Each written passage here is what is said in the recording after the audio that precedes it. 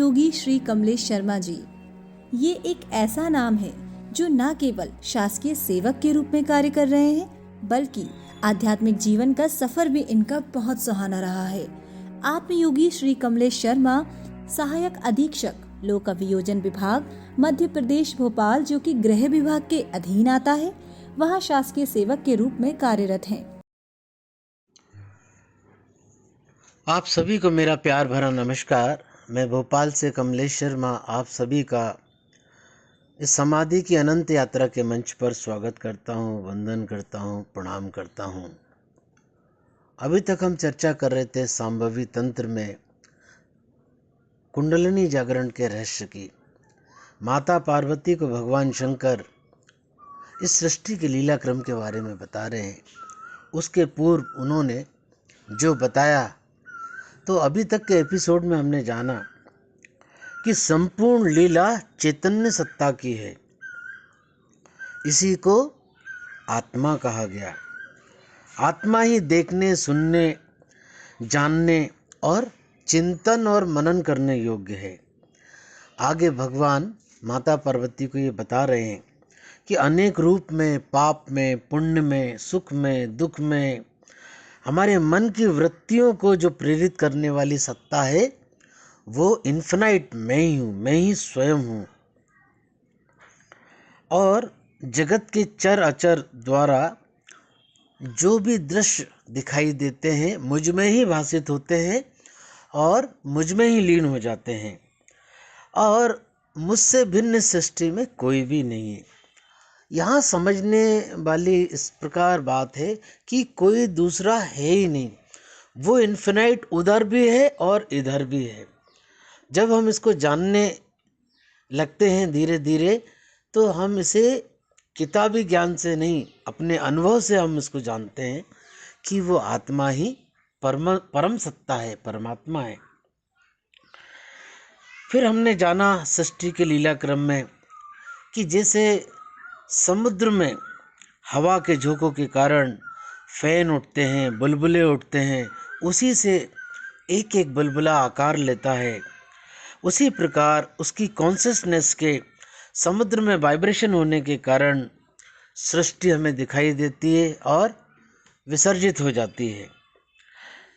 और हम इसी कड़ी में अब हम आगे की ओर अपना पड़ाव करते हैं कि इस सृष्टि के लीला क्रम में माया का क्या रोल है। ये माया जगत जननी कहा गया, इसी को विश्व की जननी कहा गया, और इससे कोई भी बिलग या अलग कोई भी सृष्टि रचना का कारण नहीं है। अविद्या, राग, द्वेष आदि आदि भावों को उत्पन्न करके ये सृष्टि ही माया को प्रकट करती है। माया के अंदर ही स्वयं का ज्ञान है, क्रिया है, शक्ति है और विल पावर है। अगर इसको हम ठीक ठीक इसकी लीला को हम समझने लगे तो ये सारे भूतों में, इधर भी और उधर भी, सभी में व्याप्त है। और ये आत्मा के अंदर इनबिल्ट होकर हमको, जब हम शरीर धारण करते हैं तब जो भी हमारे द्वारा कार्य किया जाता है, तो इसी माया को उलझाने का काम ये माया करती है। यानी माया ही माया को उलझाती है। इस माया के फेर से जो निकल जाता है वो खोजी, वो साधक, वो सन्यासी, उसके अनेक रूप हो सकते हैं। और वही वक्त गुरु बनने की यात्रा करता है। जब वो गुरुत्व को प्राप्त कर लेता है तो वो ईश्वर को प्राप्त कर लेता है। यानी वो स्वयं को जान लेता है, अपनी आत्मा को ये जान लेता है कि वो पूरे संसार में चलायमान शक्ति एक ही है, एक ही स्थिर भाव में है। आगे भगवान शंकर बताते हैं कि ये हमारे द्वारा किए गए जो कार्य हैं, जिसे हम प्रारब्ध बोलते हैं, कर्म बोलते हैं, उसी से तो ये संसार उत्पन्न होता है। और जो विजडम हमको मिलता है उसी के स्वरूप को हम फिर जानने लगते हैं। यूँ कहे कि ब्रह्म जो है बिल्कुल शुद्ध चैतन्य कॉन्शसनेस है। वेद जिसकी गाथा गान करते हैं वो ब्रह्म को मानते हैं, जो कि क्रियाहीन है, वाइब्रेशन रहित है और जो कॉन्शियसनेस का तत्व है वो कुछ ना कुछ उत्पन्न करता रहता है और नष्ट भी करता रहता है, परंतु सब कुछ जो बेस है उसी में आधारित है। माया के आगे अगर हम थोड़ा सा और विचार करें तो जो आकाश है उसका गुण शब्द है। आपने देखा होगा कि साइंस कहती है कि जो भी वाइब्रेशन है उसमें से जो साउंड निकल के आ रहा है वो ओम, आ, ऊ, मा और आमीन है। इसी को हम सब लोग मानते हैं और अलग अलग धर्म ग्रंथों में इसकी सत्यता को आंका गया है, क्योंकि ईश्वर जो है क्रियाशील है, ब्रह्म निराकार है और वो अनिर्वचनीय, यानी उसकी गुणों की हम ज़्यादा इस माया के जगत में हम व्याख्या नहीं कर सकते। उसको तो हम अपनी साधना के माध्यम से सिर्फ अनुभव करते हैं, क्योंकि मानव शरीर इस पंच कोशों यानी पंच महाभूतों के गुणों से बना हुआ है। इसके अंदर 5 हमारी ज्ञानेंद्रियाँ हैं और इसी के माध्यम से हम अपने स्पंदन क्रम की सीमाओं के अंदर इस सृष्टि के भास होने का अनुभव करते हैं, जो कि त्रिगुणातीत है, गुणमयी है, मायामयी है, गुणातीत है। क्यों? क्योंकि ये आकाश का जो गुण है वो ज्ञानेंद्रिय श्रवण है, मतलब जो हमको विजडम से प्राप्त होता है वो हमको इसी कानों में नाद के रूप में, मुरली के रूप में, वंशी के रूप में, घंटनाद के रूप में सुनाई देता है। और यही ज्ञानेंद्रिय त्वचा है, यानी हमारे शरीर का स्किन है ये, और ये अग्नि और तेज का स्पेशल गुण उसको माना गया है। और इसका एक त्रिनेत्र है जिसे हम ज्ञानेंद्रिय चक्षु बोलते हैं, थर्ड आई बोलते हैं। और पानी यानी जल जो है इसका विशेष गुण का रस है।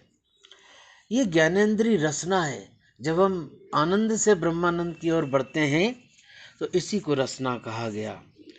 इसीलिए श्रीमद् भागवत में कहा गया है हरये नमः। और फिर क्या बोला? ब्रह्मानंदम परम सुखदम केवलम ज्ञानमूर्तिम। कितना सुंदर इसका भाव बताया है। क्यों? क्योंकि सब कुछ वाइब्रेशन से उत्पन्न है। ये चर अचर और जो मानवीय सृष्टि है, यानी हमारे द्वारा इस सृष्टि का क्रम जो आगे बढ़ाया जा रहा है, उसके बियॉन्ड जाकर हम इसका अनुभव कर पाते हैं। जड़ता से चैतन्य की ओर की यात्रा हम सभी लोग कर रहे हैं। और वैसे भी वेदों का, पुराणों का, शास्त्रों का एक ही मत है कि जो हमारे शरीर में है ना, वही ब्रह्मांड में है। यत पिंडे तत् ब्रह्मांडे। सभी लोग इस बात को जानते हैं। ये माया का जगत ही हमको ब्रह्म की स्थिति हमेशा उत्पन्न करता है।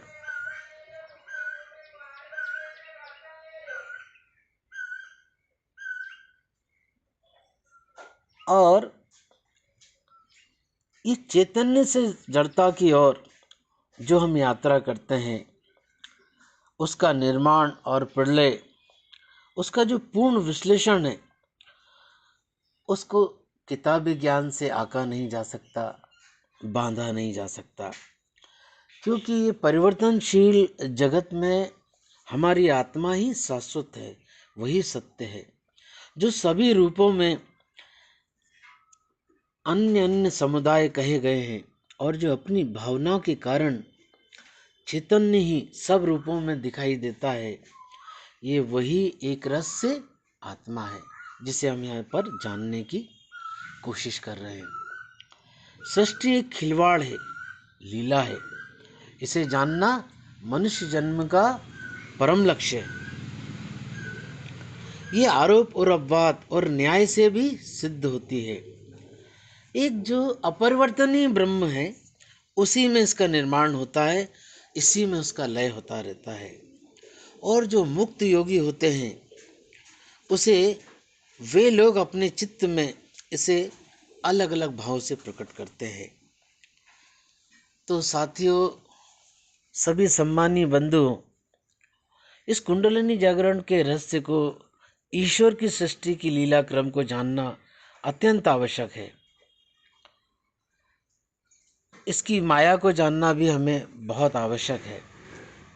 आगे अष्टांग योग की सारी सिद्धियां इसी सृष्टि लीला क्रम में भगवान शंकर पार्वती जी को बोले गए सांभवी तंत्र में बता रहे हैं, जिसे हम निश्चित ही अगले पड़ाव में चर्चा करेंगे, जानने की कोशिश करेंगे, आपके साथ में साझा करने की कोशिश करूंगा। तब तक बने रहिए मेरी समाधि की अनंत यात्रा पर। आप सभी को मुझे प्रेम से सुनने के लिए, जिस भी समय इस ऑडियो वीडियो को सुने, जरूर ये मनन करना चाहिए कि हमारा मानव का लक्ष्य क्या है, मनुष्य का लक्ष्य क्या है, और उस पर हमें चिंतन करना चाहिए। आप सभी स्वस्थ रहिए, मस्त रहिए, पशु पक्षियों की सेवा करें, उन्हें दाना पानी जरूर डालें और किसी को भी कटु वचन ना बोले। समाधि की इस अनंत यात्रा में मैं पुनः आप सभी के भीतर बैठे उस परम सत्ता को साष्टांग दंडवत प्रणाम करता हूँ। आप सभी को पुनः पुनः हार्दिक हार्दिक प्रणाम करता हूँ। श्री राधे, श्री राधे, श्री राधे।